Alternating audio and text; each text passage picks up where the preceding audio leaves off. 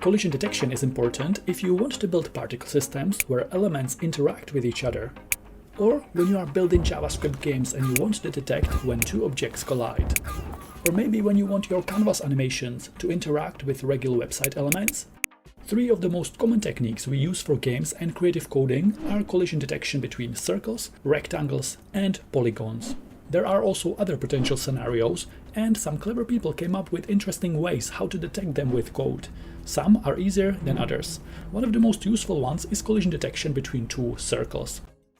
You can detect if two circles collide with JavaScript very easily. The algorithm just takes two center points of our circles and checks if the distance between them is less than the radii of these two circles added together. What does that look like in code? Let me quickly show you. Let's say we have two JavaScript objects, circle 1 and circle 2. They have some coordinates, so position on horizontal x-axis and position on vertical y-axis, and some radius. I connect their center points with a line. This line represents distance between center points of these two circles. I connect position of circle 2 to my current mouse position so we can move it around.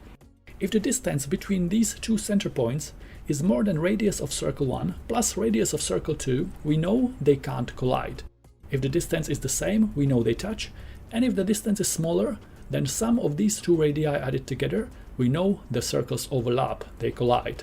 To be able to measure distance between 2 points with JavaScript, in this case center point of circle 1 and center point of circle 2, we will use a simple and very powerful algorithm. Once you learn this and get comfortable with it, you will unlock next level in your coding and animation projects. To measure the distance between these 2 points and check if the circles collide, we need to know length of this line.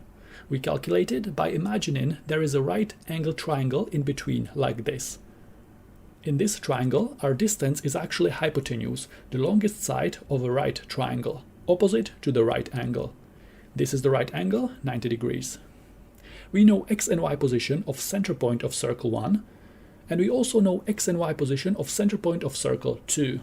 With that, we can calculate length of both arms of the right triangle. This side is simply just the difference between horizontal x position of center point of circle 2 minus horizontal x position of center point of circle 1.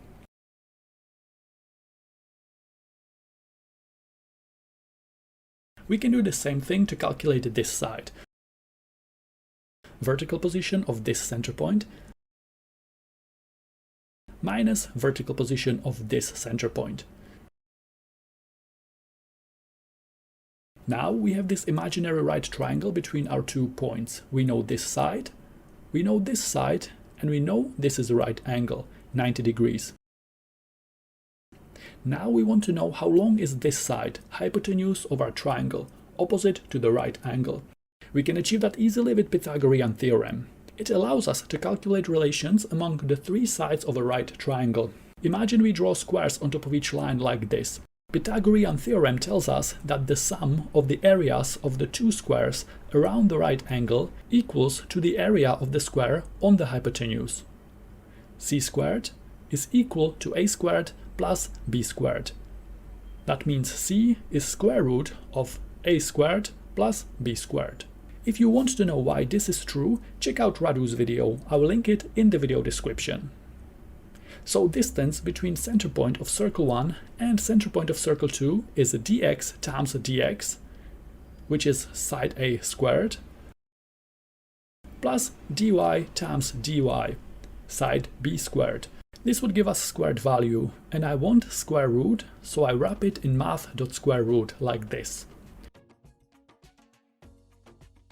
Now we calculated the hypotenuse of the right angle triangle, which is the distance between center points of circle 1 and circle 2.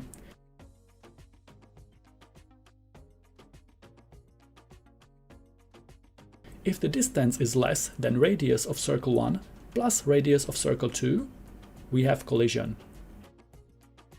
If the distance is exactly the same number as the sum of radius of circle 1 plus radius of circle 2, we know they touch.